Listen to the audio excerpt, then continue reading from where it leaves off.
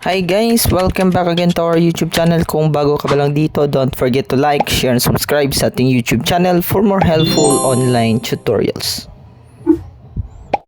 Good day everyone! Let's have another video. This video is all about paano mag-register ng D2 SIM card. So watch till the end kasi ituturo ko sa inyo ang step-by-step process para iwas problem sa pag-register ng ating D2 SIM card. Okay, so simulan na natin. Una, punta lang tayo dito sa Play Store. Then hanapin natin itong D2 Mobile. Ayan. Then click lang natin yung install. So download lang natin yan. Install lang natin. Then wait lang natin for a few minutes. Once ma-download na natin, click lang natin yung open. Ayan. So installing na po siya. Click lang natin yung open. Pagka-open natin, click lang natin yung allow. Then, swipe lang natin yan. Then, click mo lang yung register your D2 SIM card. Ayan. Then, mapuproceed po tayo dito. Pili lang po tayo dyan sa tatlo how you would like to proceed. Piliin po natin yung register my D2 number if new po yung SIM card natin. Extend SIM card validity naman for tourist po ito. Track registration naman if tapos ka na mag-register pero hindi pa approve yung ni-register mo na SIM card. Now, let's assume na di pa tayo nakapag-register ng ating SIM card kaya ito yung pipiliin natin. Register my D2 number. Then, click lang natin yung proceed. Next, dito, scroll down, then click start registration. Then dito select type of registrant, select Filipino individual if 18 years old above ka na. Select Filipino minor naman if 18 years old below ang gagamit ng SIM card. Then select foreigner with tourist visa if non-Filipino yung gumagamit ng SIM card, taga ibang bansa po.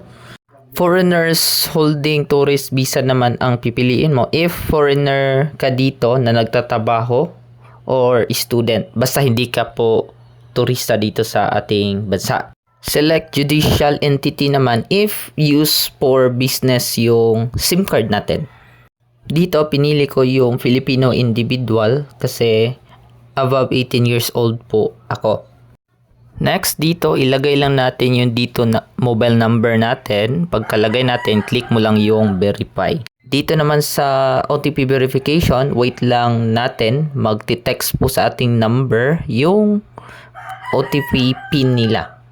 Ayan po, may text po. Then, click lang natin, yan, copy. Then, click natin yung submit. Then, dito, click lang natin yung proceed. So, dito, select type of ID lang tayo. Diyan, basahin nyo lang kung ano yung available na ID po sa inyo. So, ito yung mga ID. If wala naman kayong available na ID, try nyo gumawa ng account sa egov.ph. Nasa ibabaw ang notification. Click nyo lang yan. Baka may available ID po kayo doon sa egov.ph.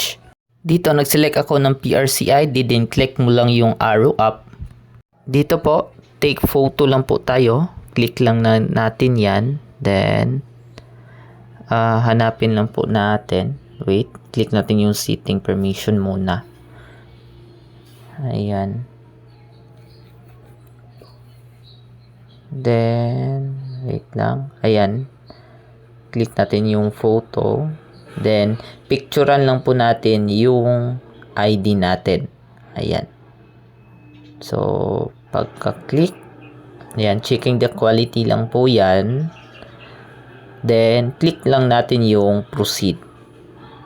Next, click lang natin yung selfie. Take a selfie. Ayan. So, then, click mo lang yung camera if ready ka na. Ayan, checking the quality. Then, click lang natin yung proceed.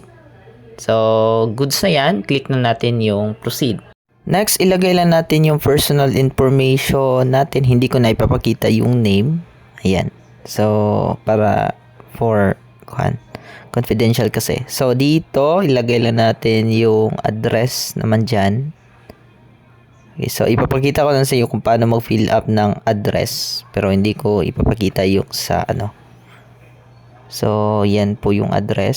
Sa floor, we have Purok. So, ilagay mo lang yung Purok dyan. Then, dito naman sa name ng, ayan.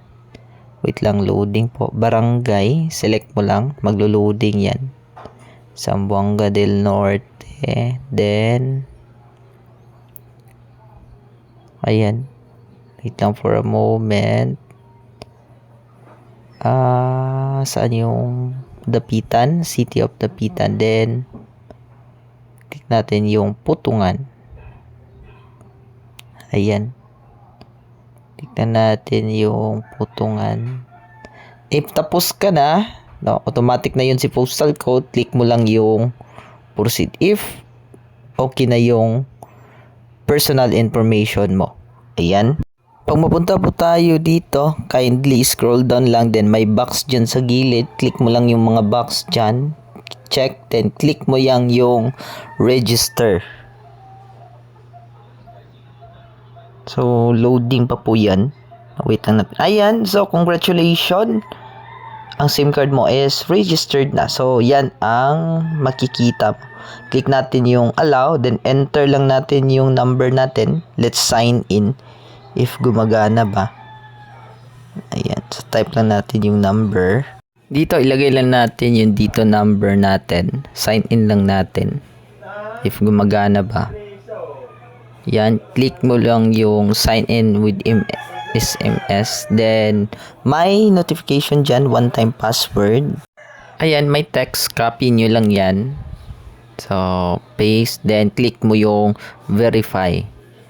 Then, mag-reset password ka po.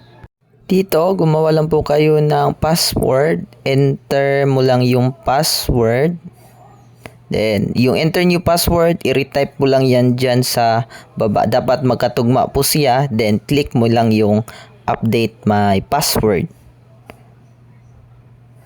So, ayan, loading. Dapat make sure na pareho yung enter new password at retype new password. Magkapareho po siya para walang problema. Then again, hintayin natin yung one-time pin. Ayan. Click mo lang yung number sa authentication code. Yan. Copy mo lang yan. 229584. Then click mo lang yung verify. So, password is updated. Click mo lang yung sign in. Ilagay mo yung password mo. Then, click mo lang yung sign in. So, click mo lang yung mga box dyan. Then, kindly click proceed. Ayan. So, complete registration na po tayo. Then, click log in my account. Ayan po. Goods na po tayo. Click lang natin yung next. Then, ayan, may 8 gig po tayo na free. So, goods po yan. At, yun lamang po. Hopefully, may natutunan po kayo sa video natin for today. And, kindly give me like, share, and subscribe sa ating YouTube channel for more helpful online tutorials. And, God bless po sa ating lahat. See you on my next video.